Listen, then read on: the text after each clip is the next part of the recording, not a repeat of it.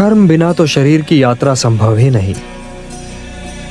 व्यक्ति सांस तो लेगा ही न पार्थ। यदि वातावरण में कोई सुगंध या दुर्गंध है तो वो उसका अनुभव करने के लिए भी विवश है।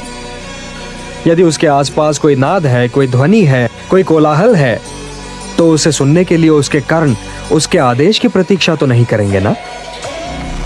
इसलिए जो अपने इंद्रियों को नियंत्रित रखे, जो उन पर अपनी चेतना का अंकुश लगाकर उन्हें कर्मोन्मुख करे, उन्हें कर्म की दिशा दिखाए, वही श्रेष्ठ है।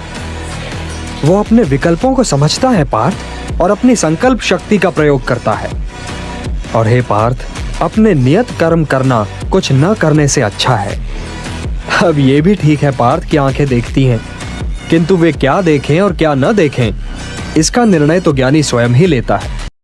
किंतु निष्काम कर्म कैसे संभव है वासुदेव? फल का ज्ञान ही तो कर्म करवाता है, और यदि दृष्टि फल से ही हट जाए तो कोई कर्म करेगा ही क्यों? कोई कर्म इसलिए करेगा पार्थ कि कर्म के बिना तो जीवन संभव ही नहीं। कुछ तो करोगे ही, या भोजन करोगे या नहीं करोगे, या भूखे को भोजन करवाओगे या नहीं करवाओगे, या युद्ध करोगे या नहीं करोगे।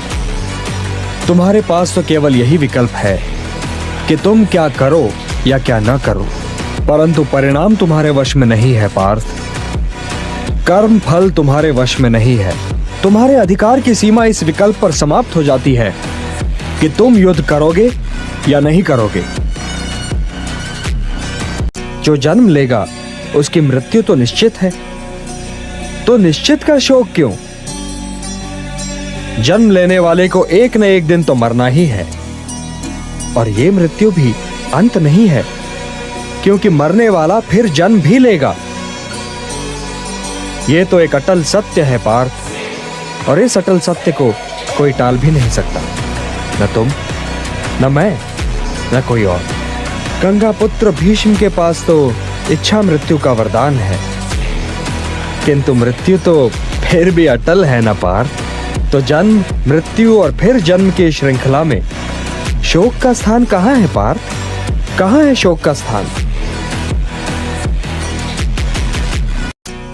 जो अंतर्मुखी होते हैं वे स्वयं के भीतर जाकर ईश्वर को देखते हैं, यही ज्ञान योग है। और जो बहिर्मुखी होते हैं वे स्वयं से बाहर निकलकर उसे प्राप्त करने का प्रयत्न करते हैं, किंतु कर्म से छुटकारा नहीं, क्योंकि स्वयं के भीतर जाकर उसे खोजना भी तो कर्म ही है।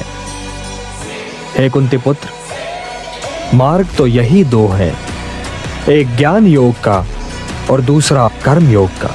हे केशव, तो फिर मैं ज्ञान योग के ही मार्ग पर क्यों न चलूं?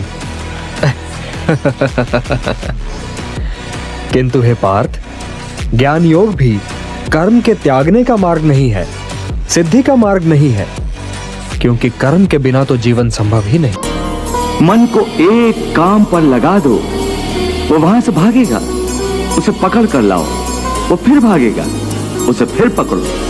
ऐसा बार बार करना पड़ेगा।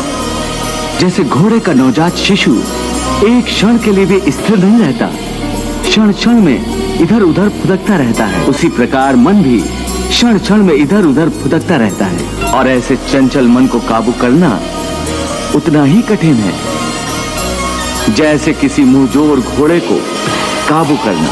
परंतु यदि सवार दृढ़ संकल्प हो तो अंत में वो उस सरकश घोड़े पर सवार हो जाता है। फिर वही घोड़ा सवार के इशारे पर चलता है। उसी प्रकार मन को भी नियंत्रण की रस्सी में बांधकर बार बार अपने रास्ते पर लाया जाता है, तो अंत में वो अपने स्वामी का कहना मानना शुरू कर देता है। इसी को कहते हैं अभ्यास की तलवार चलाना।